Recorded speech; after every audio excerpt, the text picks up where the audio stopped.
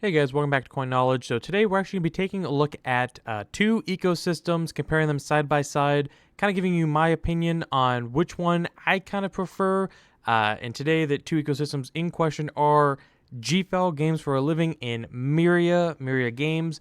We're going to be comparing them here to another big ecosystem that a lot of typical investors in the crypto gaming space know of, and it has been a big name here. And let me know in the comments below what you think between these two ecosystems as we kind of progress throughout this video, and we'll talk about it a little bit again towards the end of the video. And again, I'll give you kind of my ideas of where these projects are going to be going. But if we look here, first of all, let's look at Gala Games, kind of one of the OG gaming ecosystems in the crypto gaming space. I would say, a project that was around for last bull run, so they did experience it. And this is one that it's unfair to compare, but one that we can compare a little bit closer to between the two ecosystems we're going over today. So if we look at Gala Games, we can see here at the height of last bull run, a couple of years ago now, we can see that they went from about 8 cents all the way up to about 80 cents. So a clean 10x there. I think it was right when they got listed on Coinbase. There was a bunch of crypto gaming hype at the time. We were in a bull run, and even now, if we look at Gala Games, even what they have going on, with their lawsuit between the co-founders, they're still hovering at around a $600 million market cap, which is insane to me. Granted, yes, their ecosystem is quality. They do put out quality games. Yes, that is not to be in question. But again, looking at an ecosystem that one is a last cycle token, right? There's one there, so a lot of investors who still held on to their tokens are going to be looking at that 80-cent mark for sell-offs. And again, obviously there's more tokens in distribution now. It's a different tokenomics. A lot's changed since then, like a lawsuit also. I know it's kind of the elephant in the room, but if you look at Gala Games here, again, what they have going on is that it's a gaming ecosystem. So they build quality games, which they do. They do offer quality games, and then obviously they do have their music and film side of it as well, which we have covered. But if we look here, this project to me, not that it has already ran, but it's at such a high evaluation. I think Gala Games, for the record, this is not financial advice, just my honest opinion, is going to do well in this upcoming bull market. It will do well, especially if we get a full-fledged gaming bull market, which we will. It is going to do well. But again, if you're looking at something that is at already such a high evaluation, as is already, even a fully diluted is super high, 1.2 billion. Granted though, at the height of last cycle, they got up to like a $5 billion market cap. Yeah, so a $5 billion market cap. But what if I could tell you that there's two other smaller ecosystems that, in my opinion, are way undervalued, even currently at the prices today, even with their recent run-ups on each of them. First of all, we'll be looking at Games for a Living.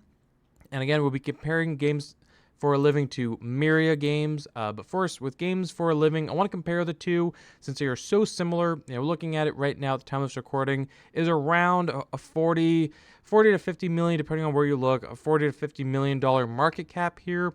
Yes, the tokenomics are not that great really on either of these projects, but again, you have to understand, in a bull market, tokenomics, as weird as it is, go out the window. If it's a quality project, quality ecosystem, money will flow into it. We've seen it before, obviously with Gala Game. Terrible tokenomics at the time that it ran, still did good because it was quality. So if you're looking at Games for a Living right now, again, around that $40 million market cap, Myria, $35 million market cap. If you look at Games for a Living, where they've been at, they launched earlier this year, so this token has not seen a bull run. Same with Myria. They launched earlier this year, I believe April, and they have not seen a bull run. So you're having two new tokens going into this new bull run that have not seen their own individual bull runs. So again, right there, that's a plus to me personally. Granted, you can also look at it as, and it is, anything with crypto it's high risk. They are, but look at the evaluations.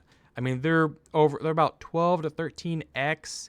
Myria is like 20x beneath Gala Games right now. Again, with a $42 million market cap. If we see here where they've been Games for a Living throughout the year, yes, they spent a while going, around under $10 million in market cap evaluation, and they just keep going up. Now, I know they have a token unlock coming up. I believe the around the 13th of this month, I want to say, as they do have their token unlocks throughout time. Same with Myria. They have their node emissions and their token unlocks. We've looked at them, same thing. They were kind of hanging out, micro cap, $2 to $10 million, and both of them have seen a recent run up with, as we've seen with Bitcoin too, and really the whole market, especially the crypto gaming market, as we've covered here. And this is one that we've covered these projects, especially Myria, heavily throughout the bull market. So if any of you got in, while it was during these lows, around the 5 million, 2.5 million, you're sitting very, very well right now on your bags. And that's, kudos to you for taking the risk when no one else would and seeing the quality behind Myria or Games for a Living too. But anyways, another thing I want to point out is that, if you were curious, Games for a Living is on the Binance chain, which some people would see that as a negative. I don't mind Binance. Honestly, your project built on Binance, I like the lower fees, but everyone, to each their own, whereas Myria is on the Ethereum chain. Again, higher fees, but some people like to think it's a little bit more security being on the Ethereum chain. Again, that's just something to bring up. But, we'll compare the two websites kind of side by side, because as silly as it kind of sounds, a good website really can tell all the difference because it's a first impression for, investors here. So if you look at GFAL Games for a Living, one that, again, we recently, covered, we can see here what they're all about, bringing quality games, good gaming ecosystem. They do have 4 games, I believe, in development, even though Elemental Raiders is currently out. You can play it, and it is a pretty quality game, actually, and that's a whole video in and of itself covering it. But if we look further down here, latest news, they're featured in. So they're just at a quick glance. Again, we've done deep dives on both these projects. If you want to see it, you can find the videos on the channel. We look at Myria's website.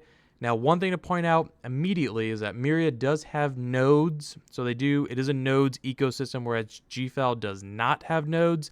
Again, that I think that gives Myria a little bit of an edge. But again, you also have those the node emissions hurting the tokens a little bit, tokenomics. Again, though, it's really how you look at it. And as anything, do your own research before considering even getting involved with either of these projects, is what I would say always. But if we see here, obviously, Myria has their node ecosystem.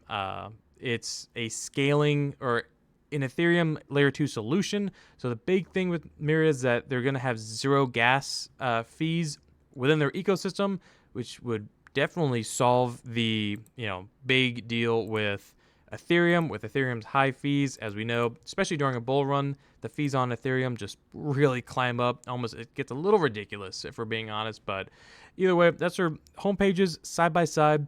Now, the biggest thing that I want to point out on GFAL, and we'll look at Myria's as well, but one thing I know, in my opinion, again, GFAL has over Myria, has over similar gaming ecosystem, is definitely their team. Again, in my honest opinion, and at this current time of this recording, so Games for a Living, they were established in 2021, so they've been around for a couple years. Granted, again, their token or their product has recently launched, but they have been around building. Includes Manuel Sort, former, this is where it gets huge. Actually, wait, no, it's Trip Hawkins, sorry.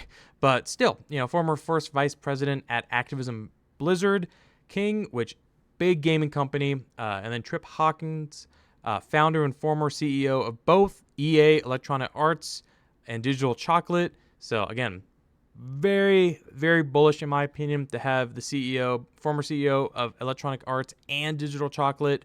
Most of you, if you're any of a gamer or in the gaming space or played any, really a lot of sports games, even some FPSs EA I believe has made. EA, it's in the game. You get the idea. It's a huge company. So it's very cool to see, one of their CEOs coming here. That's huge. And Digital Chocolate, also a well-known company. Again, do your own research. And then they do have their art director, I believe, worked with Netflix and then more Blizzard Entertainment. They do have their LinkedIns. It is a docs team, obviously, for the most part, because they're such big names and a pretty big team, in my opinion. And they're hiring, it seems. So that's good to see. Whereas if we look at Myria, I believe we may have covered it back before the website kind of changed. If I want to remember right, they had a team section, but maybe not. But this is on their Medium page. We can kind of see a little bit about their team. So And again, just in my opinion, I don't think they have that Trip Hawkins level of team member part of their team at this time. Again, that could always change as things change so quick in crypto and with all these newer projects and ecosystem. But again, so I would give the win here for calling it that. I give the win to GFAL for their team, and it's primarily their team that if I was betting on this ecosystem, which admittedly I am. I'm betting primarily on the team, and Trip Hawkins is a big part of that. The rest of their team is solid, but I mean, I played so many of their games growing up, so yeah, I'm betting on their team, and they do have a good project. And another thing, again, their games, they have a game out you can play, whereas Myria does not have any of their games currently launched, so that's also kind of a high risk for Myria. But granted, Myria is allowing Web3 projects to build on Myria because they're offering that zero gas fee. So it's high scalable and security. So if we look here, actually these 3 games here are actually being developed by Myria. So Meta Rush, Meta Kart, Black Royale. It's like a Fortnite, Mario Kart. I think it's like a platformer or like a jumping game. I forget, but we've done videos on that. And then the rest of them, so only 3 of them are really by Myria themselves, and the rest of them are just by developers that want to build. I mean, we're talking so many games here. A lot of these we've actually covered on this channel. And this, to me, even though they don't have a game from themselves out, I think that this makes up for that, in my opinion, that so many developers have signed on with Myria to build on Myria, because that means so many of these guys see potential here, and they trust Myria to be building on them, and they want to take advantage. So, yeah, I mean, this, to me, in my opinion, makes up for the fact that none of their games have actually launched out of the 3 that they're developing. But again, as we know, it only takes one of these games to really blow up, to really see that adoption come into Myria and start flowing into Myria. So as far as the games, yes, Games for a Living has their game out with Elemental Raiders and the other one's in development, and that is a good quality game. And out of all you can see the little subtitles here that different kind of games are doing. So they're covering different player bases, which is always nice to see some diversification.